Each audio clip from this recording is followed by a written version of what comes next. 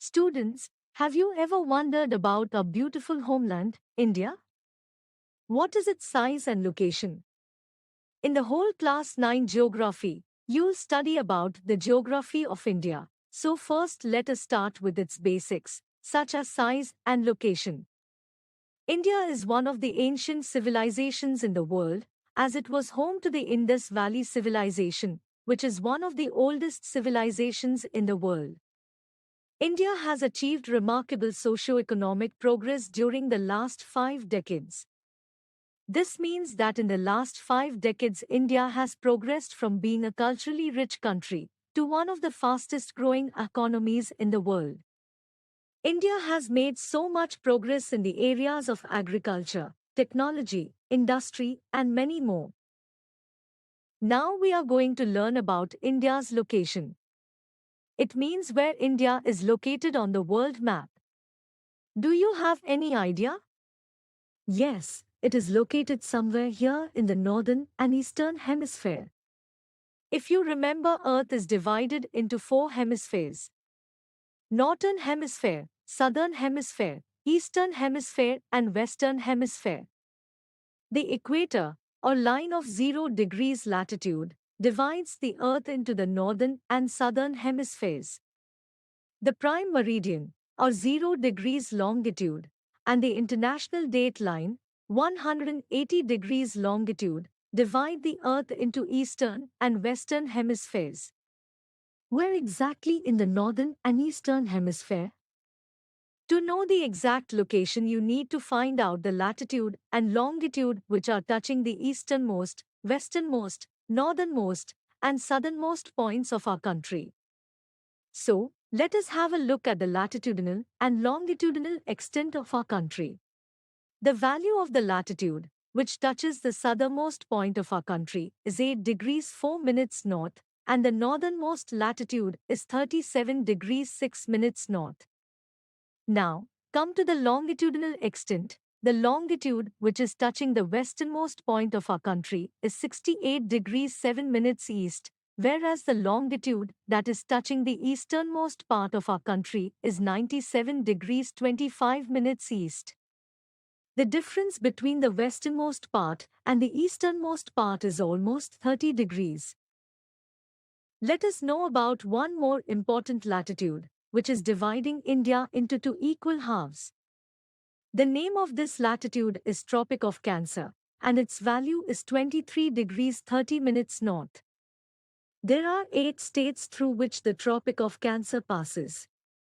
These are Gujarat, Rajasthan, Madhya Pradesh, Chhattisgarh, Jharkhand, West Bengal, Tripura, and Mizoram.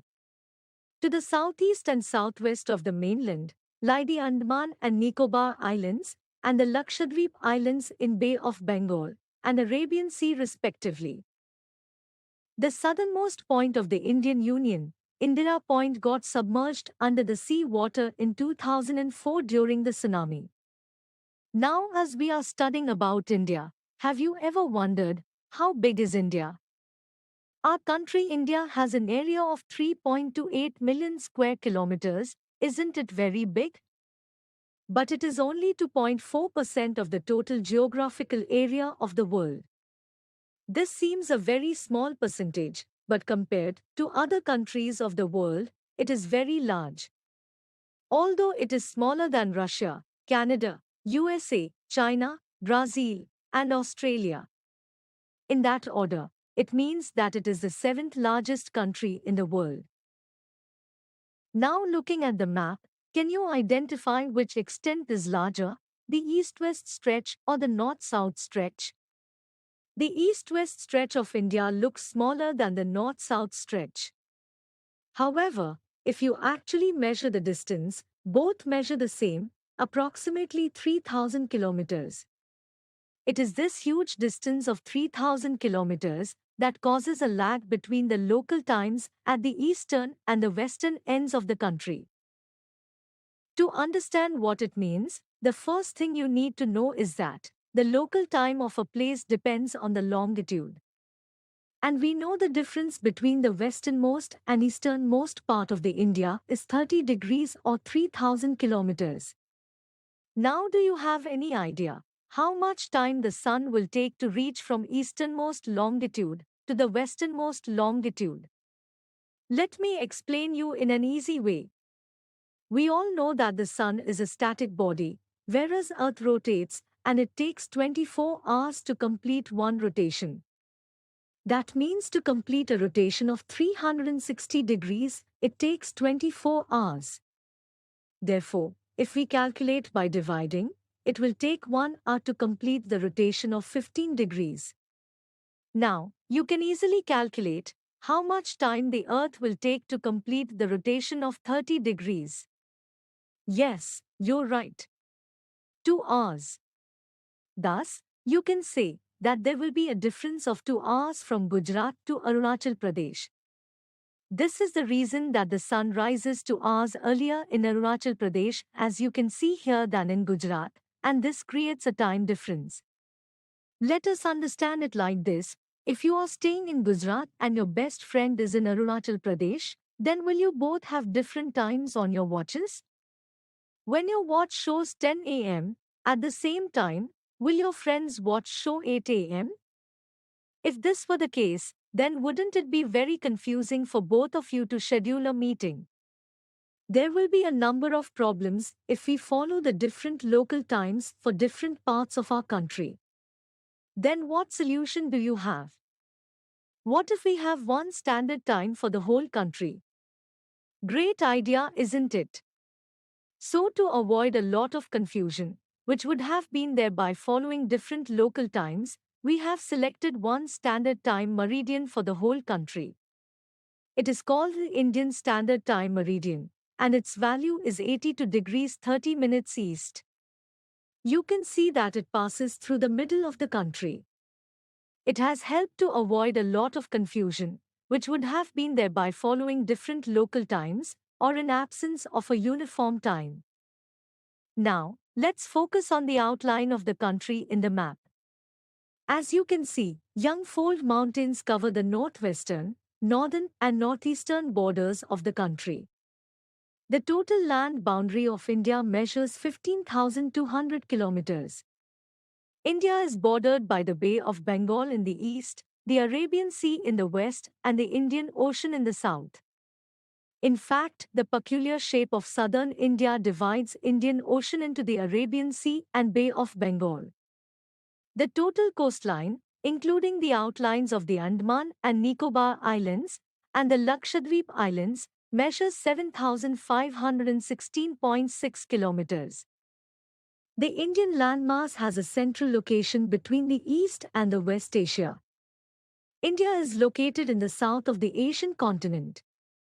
The Trans-Indian Ocean routes, which connect the countries of Europe in the west and the countries of East Asia, provide a strategic central location to India.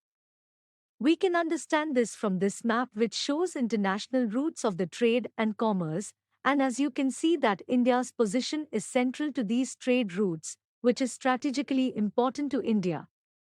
Note that the Deccan Peninsula, which is shown in this map, projects into the Indian Ocean, thus helping India to maintain close contact with western regions such as West Asia, Africa and Europe from the western coast, as the western coast acts as the central location with the western countries, and with eastern regions such as Southeast and East Asia from the eastern coast.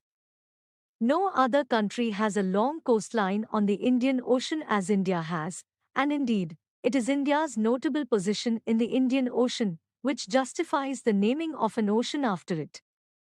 However, in general, the land routes have been more popular than sea routes, and frequented by travelers and traders. In fact, in ancient times, before the sea routes were explored, traders used passes in the mountains to travel in and out of India. Did you know the Silk Road passing through India is an extensive network of trade routes connecting the east and south of Asia to the Mediterranean world, including North Africa and Europe? The Silk Road was a significant factor in the development of great civilizations in China and India. Since the opening of the Suez Canal in 1869, India's distance from Europe has been reduced by 7,000 kilometers. Now, let's examine how India's strategic location contributed to its development and enabled it to contribute significantly to the world. Traders have been using both the land and sea routes, passing through India to exchange ideas as well as commodities. For example, ancient scholars took ideas from epics like the Ramayana and the Mahabharata and teachings of the Bhagavad Gita to the world through these routes. Commodities like spices and muslin were also exported through these routes. Some other significant contributions that India shared with the world through these routes include stories from the Panchtantra, mathematical basics such as Indian numerals, and the decimal system.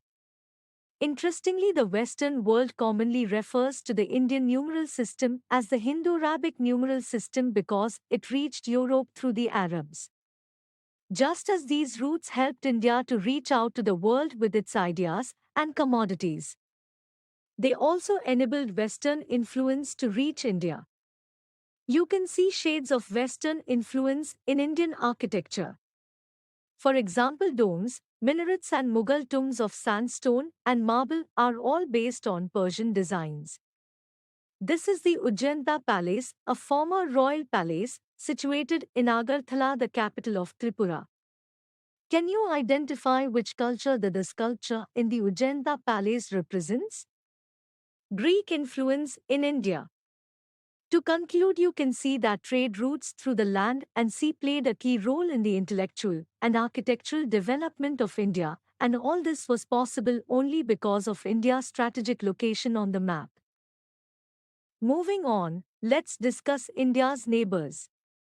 India has 28 states and 8 union territories. India shares its land boundaries with Pakistan and Afghanistan in the northwest, China, Tibet, Nepal and Bhutan in the north, and Myanmar and Bangladesh in the east. Our southern neighbors across the sea consist of the two island countries, namely Sri Lanka and Maldives.